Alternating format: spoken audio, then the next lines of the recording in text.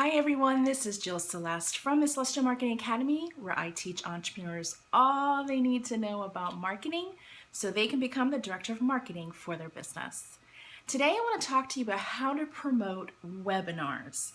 Now, if you followed me for any length of time, you know I love to host webinars. In fact, I do webinars usually about once a month because it's such a fantastic way to not only show my expertise, but to connect with my tribe, to attract new members to my tribe, and on occasion, let people know about new products and services and offer a special discount if they want to purchase. So webinars have a great deal of marketing strength if you want to use them. So you may be thinking, hey Jill, I would love to do webinars, or maybe you've already started but aren't getting the traction you see. Well, the problem is probably how you're promoting your webinar. So in today's video strategy, I'm going to share with you 7 tips on how you can promote your next webinar. So let's go through this list. The first thing you want to do is email your list. This is anyone and everyone who is on your email list. And here's the thing.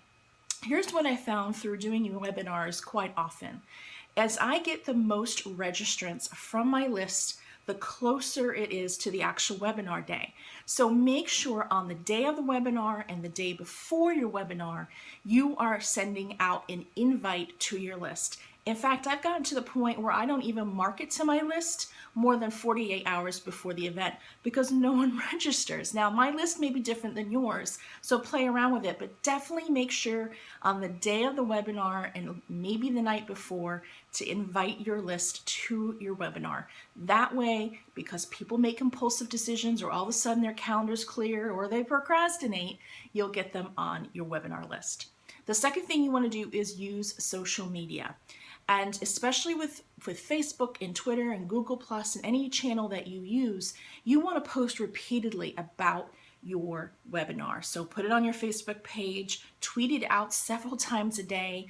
What I do before the webinar is an hour before I go live, I say 1 hour left, still time to register. And I do that kind of on a countdown right up to 5 minutes before. And I get registrants that way. So make sure you use social media, but also make sure you use it frequently and repeatedly because that is how you really get the registrations from your social media accounts. Hand in hand with that is my third tip, which is Facebook ads. Now, if you don't have any budget for Facebook ads, I want you to think twice about this. Facebook ads are a fantastic way to attract new people to your webinar list because you can really super target those ads to your ideal clients. And it's a minimum investment, $5 a day.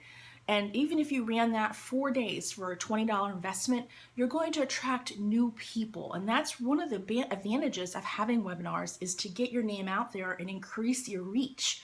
So really consider Facebook ads. Use the interests, use their targeting, and really get that ad out to the people who would benefit most from your webinar.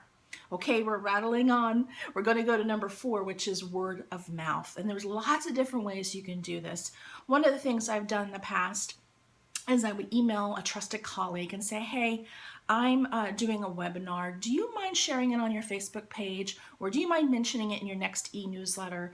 And I'll make sure to do the same for you when it's your turn for a webinar, do a little trade, if you will, promotion. Ask if people, if you're in a networking group or if you're in a group on Facebook, if you can share and do word of mouth there.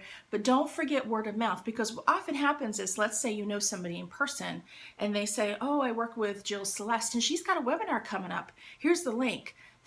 The likelihood of that person signing up for your webinar is much higher.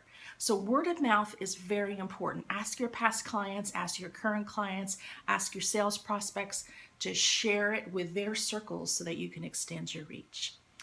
The fifth thing, I've already sort of mentioned networking groups, but let's talk about it a little bit more. A lot of times when people do an online activity, they forget to share it with their offline communities. And so don't forget your networking groups. What I do is I create a very simple flyer, and when I go to my networking groups, during my elevator speech, I'll pass that flyer around, or if there's a different time that's more appropriate for that group, I'll pass that around, invite people to their list. to my webinar. And I also ask that they share it with their tribe. So sometimes I'll even give out extra copies of my flyer. And it's just a black and white flyer. Sometimes I just put 2 on a page and cut it in half to save a little bit of money and some trees. But don't forget your networking groups. If your networking group has a Facebook group or a LinkedIn community, maybe they'll allow you to promote it there too. So just make sure your networking groups are tapped in to share your webinar. Another thing you can do is to do a guest blog post.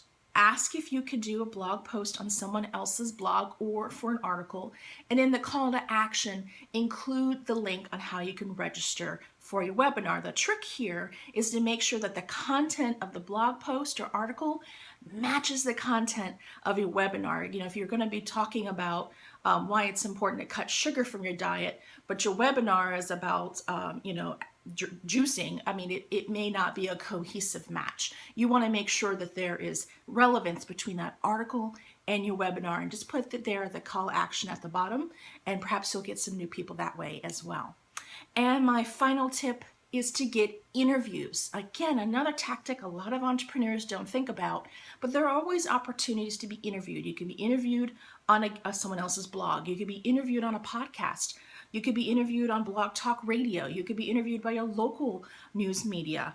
Think about how you can have a conversation with somebody and have it captured, and then ask if you can promote your webinar during that interview. Sometimes it's as simple as it's a call to action at the end of the interview, or that host or hostess will include those links when they post that interview on their sites. So really reach out, because again, anytime you can do a personal connection, when someone can hear your voice or see you or hear you talk, that's going to drive more people to want to hear more about you through your webinar. So I know I rattled off a bunch of different tips here. What I want you to think about is implementing all 7 on your next webinar and really see which ones gain you the most traction, and then repeat those for future webinars. But this will get your creative juices flowing. You can't over promote, in my opinion, because you really want to bring people into your funnel through your webinars. So I hope these tips helped you on your next webinar. And if you need additional marketing assistance, come on over to my website at jillceleste.com. And until next time, here's to your marketing success, and have a great day.